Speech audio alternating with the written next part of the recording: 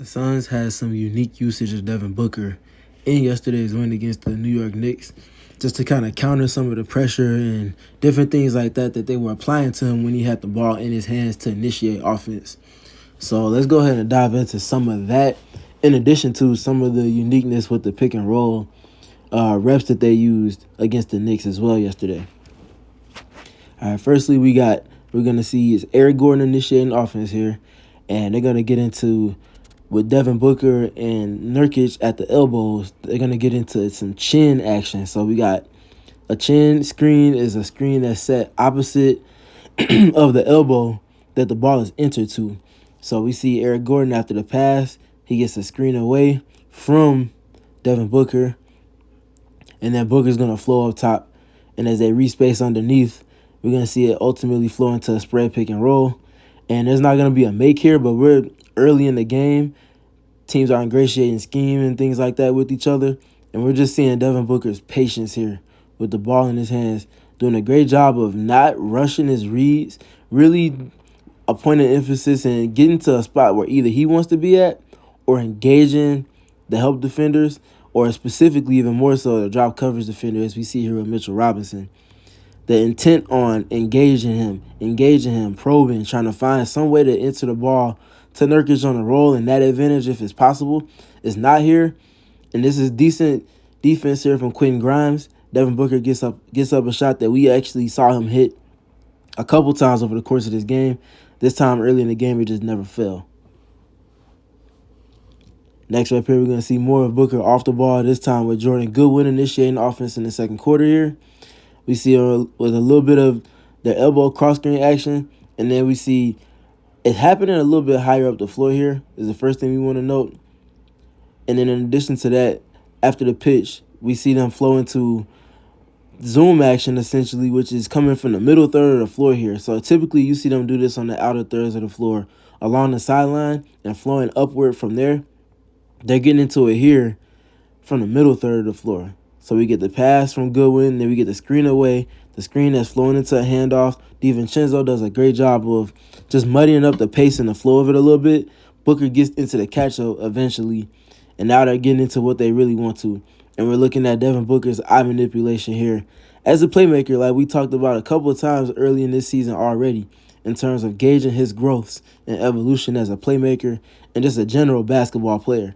Again, coming off the screen, intentionally engaging the defender that's in drop, in addition to keeping DiVincenzo on his hip and reading that Josh Hart, who's guarding Chimezie Metu on the backside here, is going to end up getting that foot in the paint like we've talked about. And that's the telltale sign. Booker is not necessarily reading the drop coverage defender, and he's definitely not reading the man that's trailing him. He's reading the low man. The low man is going to tell him which decision to make. And he sees that Josh Hart commits to the roller just by putting one foot in the paint. As you can see him split his body with the lane line. That's the telltale sign. Great shake up here from Chimezie Metu. Devin Booker is never looking at Chimezie as he throws his pass, though. He just knows where he's supposed to be and times it up perfectly with when he does deliver this pass. And give a big hat tip to Metu as well for when he decides to shake up. He doesn't do it too soon. It's going to kind of burn what they're trying to get into here. He waits until the low man commits as well. It's timely with his shake up. Devin Booker never looks at him. And that creates just enough of a reaction advantage for Metu to get into this catch. And he's able to knock down the three before that single side attack and get there. Here we're going to see a little bit more of the same. Flowing to the same play, this kind of flip sides of the floor here. Devin Booker is going to eventually come off the screen into the handoff. Zoom action, gets the ball. And now look at here. Contrary to last time, he gets it and he has a little bit more access and opportunity to get downhill, and he does not waste it. As look at these extra dribbles he makes while he's keeping his head up and reading the defense second side, but also where his spacers are. Great spacing from the Suns. As you can see, things starting to develop here. And as he gets into this cross-court skip here to Metu again, same scenario, just a different location on the floor. As he gets into this pass, he waits and he sees, as we still frame it here, 1, 2, 3 Knicks all collapsed in the paint. Not just on the roller, but also on him and the threat of his drive. That's going to stretch the rotations as much as possible, regardless of what combination of rotations and scrambling defense the Knicks want to get into. Ultimately, it's just a recover here on an X out, as we can see. And quickly is going to end up being late on his closeout. And that's going to enable closeouts are an advantage. And that enables Metu an opportunity to attack the top foot. As you see, he gets the catch, gets the jab. And he sees where the top foot is, attacks that top foot, getting downhill on the baseline. And he's able to get up an impressive finish. And that's another assist for Devin Booker. And then here we're going to see more of Booker off the ball. This time he's going to be flowing off of staggers. And the staggers are going to essentially serve as an entry into the offense. So we get the stagger entry, they respace, now they're getting the spread pick and roll. And again, those extra dribbles and the patience from Devin Booker, we can't overstate this. These things are what really help to stretch an advantage. The advantage is there early. He can get off of this quick, but because the dust hasn't really settled on what he's trying to stretch out rotation-wise from the Knicks, he wants to hold on to this a little bit more, and just through his patience and his processing and his inviting of the double teams, he's going to be able to stretch these rotations. So you can see he could have threw this pass here, and that's a short rotation for the Knicks to get into to cover that up, and then it just bled away over half of the shot clock. Because he has the ball in his hands, he's understanding that, and he's just playing with his eyes, playing with his pace, playing with his tempo, and then he's going to deliver it over to the advantage, which is Nurkic on the pop here. And now you can see the rotations and the distance that they have to cover based off of him being patient, getting into a drive versus throwing that pass right away. And now the Suns are able to play an advantage basketball as the Knicks are rotating out from the paint. You got to close out on Brunson, but we see, and this is something else that I was spoken on with Nurkic, him being spaced, and not spaced just to shoot the ball, but spaced to also connect and be a playmaker. He's going to do just that here. He gets the catch, and now he's connecting. This quick pass is faster than the rotations from the Knicks out of the coverage that they were initially in on Devin Booker, with all of the help collapsing on him. That's going to open up KBD here on the corner, and he's going to be enabled, just like I mentioned with Metu a couple plays ago, an opportunity at a closeout, which is an advantage for our offense. They create the closeout for playing in paint to great. He's going to be able to attack it. He's going to split two with a Euro step and get up an N1 layup. And his drives are going to be something that are going to hold more weight and value as the season goes on, especially come playoff time. Having players that can execute in an advantage in this manner like this and get into drives after an initial drive specifically is going to be great for this team. And KBD is a prime candidate to benefit and optimize their advantage play. And then here we're going to see a little bit more Booker off the ball, something we've already broken down a few times before, but nonetheless, it's happening again here. And we're going to see the Suns just playing within the advantage again. So they get into their zoom action off of sideline out of bounds. We see a coach sneak in for the screen that's going to flow into the handoff for Devin Booker. That gets grabs a little bit downhill. And as we see Booker turn the corner here, pay attention to on the catch here. So we get the catch. Look at where his eyes are. He's not looking at Mitchell Robinson. He's not looking at Jalen Brunson. Obviously not looking at Grimes. He's looking at the second side, looking at the Suns spacing, and seeing what the Knicks are doing with their defense. He sees that Julius Randle here, the low man, is already peeled into the paint on the touch. On the touch of the ball, he already sees Julius Randle has 2 feet in the paint. That means they're committing to taking away anything in the paint. But that also means that the Suns are going to have a 2-on-1 if he's able to execute the pass, and they're able to create an angle on a sink to the corner from Eric Gordon, as you can see him spaced wide in the high corner here on this touch. So as we let it kind of flow through a little bit more, we see Booker turning the corner. We see KBD, whose man is Julius Randle, who's already peeled into the paint, like we talked about, to help take away the roller in addition to Mitchell Robinson in his drop. As Booker gets into the paint and into his pickup point, we see the Suns doing what I mentioned earlier and leveraging their spacing and manipulating the spacing around primary actions. And we're going to see a great pin-in screen here from Keita Bates-Diop. Again, he's not worried about his man because his man is peeled in to take away the look from Devin Booker. All eyes on Book. KBD does a great job with this pin-in screen. That's going to be accompanied and exacerbated in the advantage by Eric Gordon on his sink. And Eric Gordon's able to knock down one of his multiple three-point hits in this game. Wide open look. And now here we're going to get into Booker working with Smalls in pick and roll here. And they're doing this late clock here, coming out of 1-4 flat, to A, keep the big man on the baseline, and to B, just kind of get into a little bit of action with the guards. And this is going to ultimately see just like a little show here from Immanuel Quickley. They're not putting two to the ball completely. They want to flatten out action. That was their emphasis on everything related to Devin Booker, just flattening out his drives and keeping them bayed at the 3-point line or past the 3-point line. Here they do a good job with that, but this pocket here enables Jordan Goodwin, who is screening here, an opportunity as Devin Booker rejects to engage Immanuel Quickley, opens up the advantage. He's holding two to the ball. It's not an aggressive two to the ball, but it's still two to the ball. And he gets this pocket pass here to Goodwin. Goodwin's able to get into a catch and play in the short roll here. Because of this catch and because Devin Booker's patient, engaging quickly, that's going to force Isaiah Hartenstein to step up as the low man right here to put the fire out. And that's going to enable a quick 2-on-1 if Devin Booker's able to get the pass there, which he does on the skip. Goodwin's able to get into a catch, regains control. Hartenstein has to step up, and guess what? Because of the pace at which it's happening and because of the proximity at which they are from one another, this rotation here from RJ Barrett can't even happen. And they're able to get up a quick touch pass here from Jordan Goodwin to Eubanks, and he's able to finish that with no rotation coming from the Knicks there. Here we're going to see a little bit more of the same. Devin Booker's going to receive a screen from a smaller player here. This time it's going to be a Koji coming up in 1-4 flat again. And then we're going to see a Koji setting the screen here. They're trying to involve Julius Randle in action at this point. So they're calling in whoever Julius Randle is guarding. He's their Waldo in this context here in this game. They're going to involve him in action. Devin Booker's going to do just enough to engage him.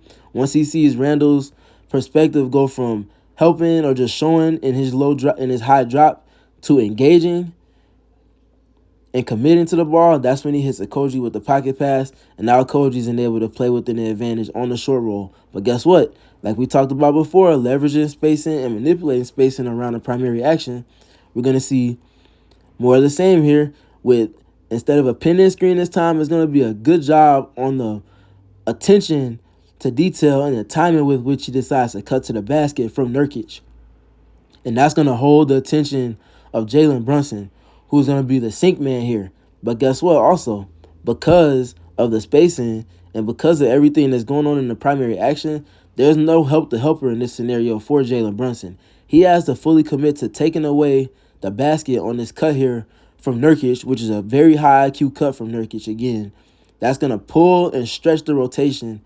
And on the short roll, as I mentioned with Okogie being very underrated as a passer in his processing and decision-making abilities, he's going to be able to be enabled as a short roll playmaker here. Eric Gordon's going to be wide open. And because of the patience from Booker engaging, which is going to make one defensive domino fall, to Okogie getting a catch and a dribble in to engage his defender who's stepping up to put the fire out, in addition to Nurkic on this cut, the timely cut, pulling in that sink rotation, Eric Gordon's going to be wide open.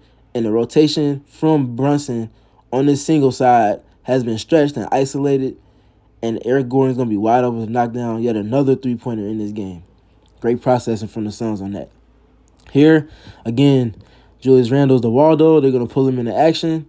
Devin Booker's going to do just enough to engage him. And guess what? Because they got a little comfortable with Devin Booker being a playmaker so much, and Booker's doing a great job with his eyes, not tipping his hand rather too quickly. He's going to be able to get into a spot on the floor where he's obviously very comfortable. It catches Julius Randle off guard, and this is just the beauty of Devin Booker being unpredictable. He's been blending his playmaking with his passing, and it's just creating all types of advantages and chaos for a defense to have to problem solve through on a possession-by-possession basis. Great screen here from KBD, but look at the setup from Devin Booker as he gets into it. The quick in and out dribble gets a reaction advantage. You see Grimes react to it, and now he's going to flow over the screen. Great screen. Look at the screen and the separation here from K to base Diop. This is what you need if you're going to have a small screening for anybody, Kevin Durant, Bradley Beal, or Devin Booker especially. That's going to enable the advantage that Booker's able to work into space-wise. That gets the reaction, and it's going to be a surprising pull-up here to Julius Randle at least. He's caught off guard, and this contest is decent. That's not enough for Devin Booker, though, and he's going to knock that down +1. And then here, last rep in this side of the session, we're going to see another K to base Diop screen. Looking at Julius Randle to pull him in action. Again, he's the Waldo. But look at the reject from Devin Booker. And look at the angle flip from Keita Bates-Diop.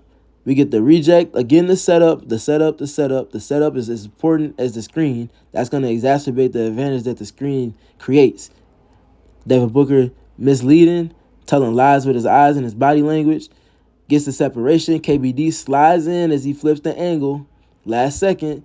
Great screen. Look at the separation. And now look at the advantage that's created. Julius Randle's expecting Devin Booker to come off on the other side of the screen. So now he's in scramble mode in his drop coverage. And now he's trying to recover. And Devin Booker is going to just do what he does best. Just being patient. Basically, the premise of this film session is him being patient.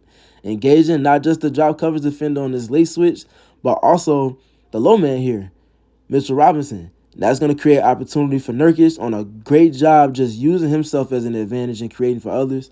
Nurkic gets away with a little bit of a travel here maybe, but that's a bucket for him.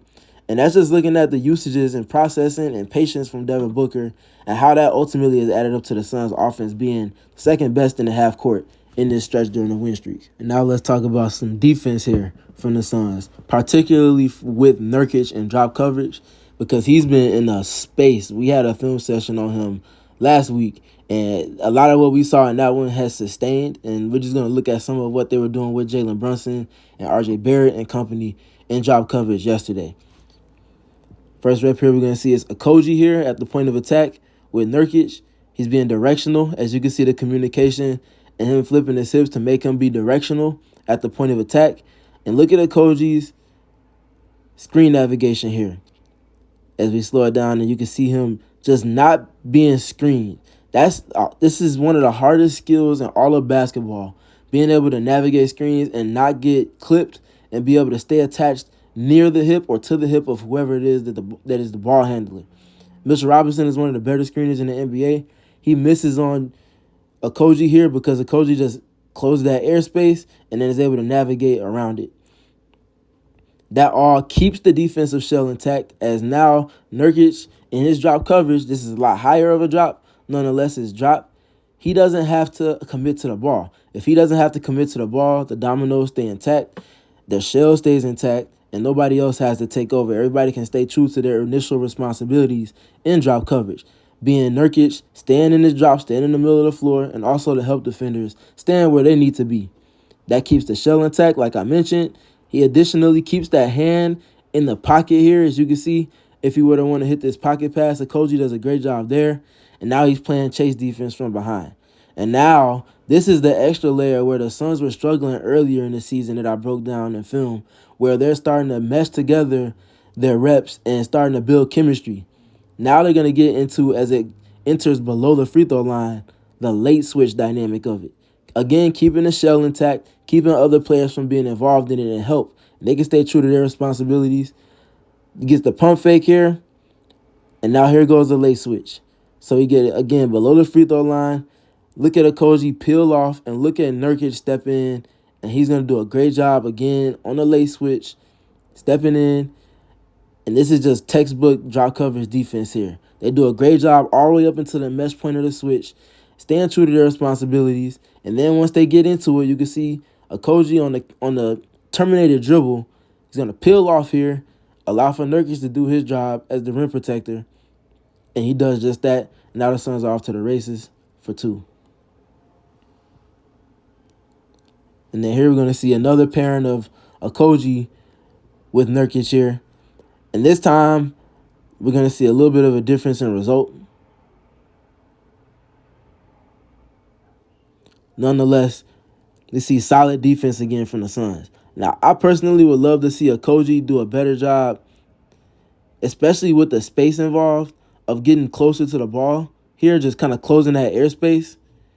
As you can see him get clipped a little bit more than he did on the last rep, and that's going to enable Jalen Brunson to come off of the screen tightly and then snake to ultimately engage Nurkic. But again, because of the space that Nurkic has been in, he's just able to slide, stay with him, flatten out action, get a little bit of contact again to the legal limit, and now the Suns are able to keep the shell intact. Devin Booker's in a closeout scenario, late clock, and this is what you want. A shot here from RJ Barrett. You're going to live with that one. If it's not Brunson taking that shot and it's not Julius Randle taking a shot late in the clock, you're going to live with that one. Suns get a miss, get a rebound, off to the races. And now here, this is a rep where it wasn't as good. And we can see a little bit of what I mentioned from before kind of playing out here. At the point of attack here, I know it's Jalen Brunson. He's not Steph Curry. He's not Damian Lillard. But you still don't want to have this much airspace when he's coming off of the screen, especially if you're trying to be directional. You want to be steering the wheel. You can't really steer the wheel if Robinson is able to step up from the initial point of the screen here to close that airspace a little bit more and then completely wall you off.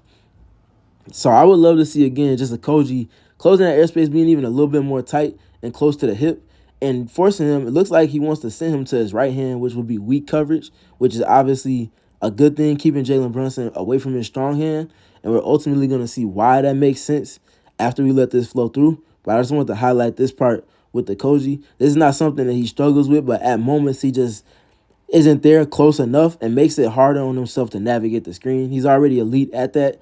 I would just rather him make it even easier on himself rather than having to do the hard work. And we're going to see a little bit of a result of him not being able to steer the wheel like he typically does. Brunson's able to get off to his left hand and engage Nurkic in his drop.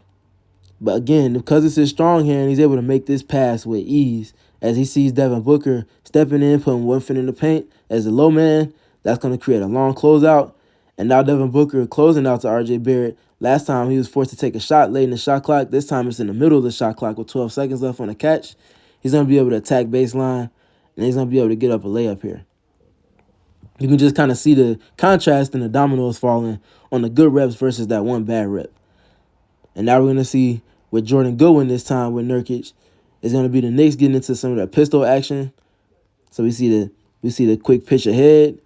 And then the cut off of that, that's going to be a switch up the line here from Goodwin. And he does a great job of flattening out the action, being early with his positioning and icing his coverage here with RJ Barrett.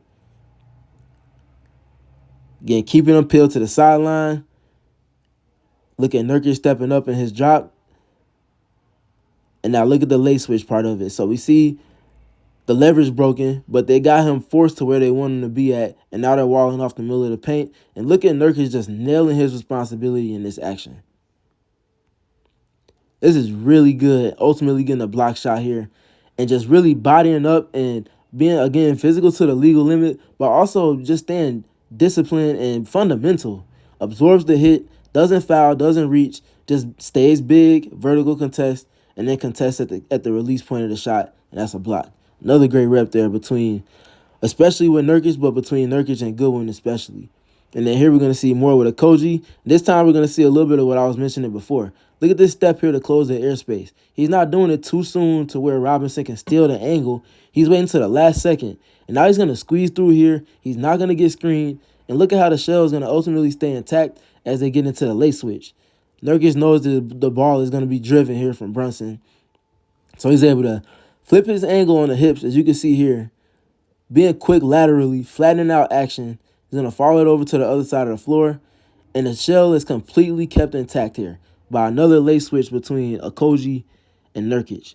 This is just really good stuff. And we also want to make sure we pay attention to this nail help here from Nas Little, as he does a great job of giving a little bit of a tag. And it's going to be aided because we see Julius Randle cut from the 45 here on this drive here from Brunson. Nonetheless, that's just a great job of taking away, covering up the roller, but also just being active between the two initial defenders in the drop coverage scheme in the first place. So we see Nurkic following all the way around as we see Brunson kind of gnash it and get all the way back out on the reset. And now look at the Suns getting into switch and double. So we see the switch here, as we mentioned, on the late switch between Okogie and Nurkic. Nurkic is now on the ball with Brunson. 9 seconds left on the shot clock. The Suns are going to send a very timely double. And I love that KBD, as we talked about in other film sessions, didn't just take a bad angle to the ball. He took an angle that would keep the ball handler flattened out, but also almost gets this steal here, making this pass and actually gets a deflection on it. As you can see, the pace of it kind of slow and change a little bit. That's all slowing down pace. That's all allowing the Suns to get back in their scramble defense to reset the table. And we see Nas Little stepping up as he puts the hit on Brunson. That kicks Nurkic off the ball. And look at the rotations here off of that first pass. So we get the kick off of the hit. And now look at the skip pass. And look at Eric Gordon. the oldest player on the floor here for the Suns, getting into the passing lanes on this skip pass attempt from R.J. Barrett. And this is not going to end up being a steal as I cut it off there because I just want to pay attention to the play being executed in. And the Knicks will get a three because the Suns were not able to keep the possession there. But that's what you want from the Suns defense, especially being directional at the point of attack, having Nurkic be active in his drop, and also just being able to be an athlete in space as well, and just keeping that shell intact. And then here we're going to see a little bit more ice coverage here from Jordan Goodwin. It's going to ultimately be with Nurkic as we see the Knicks get into their offense and re-space. He's being directional early, being attached to the hip early, and getting his hands active, giving Brunson something to think about. Now, Brunson's going to ultimately break leverage and do a good job snaking to engage Nurkic. And this is where, again, the beauty of Nurkic in this specific space during the win streak is going to come into play. Look at him just walling off, bodying up, and flattening out action yet again against one of the premier elite guards, especially when it comes to drives and getting into the paint. This is just great picture-perfect drop coverage defense, especially on ice. And this is something that we saw the Suns get into over the course of this entire game, whether it was Okogie at the point of attack or Jordan Goodwin. And even independent of who was involved at the point of attack, Nurkic was just extremely solid. And we can't say enough about how really, really good he's been at just doing his job within the schemes that the Suns are putting out defensively.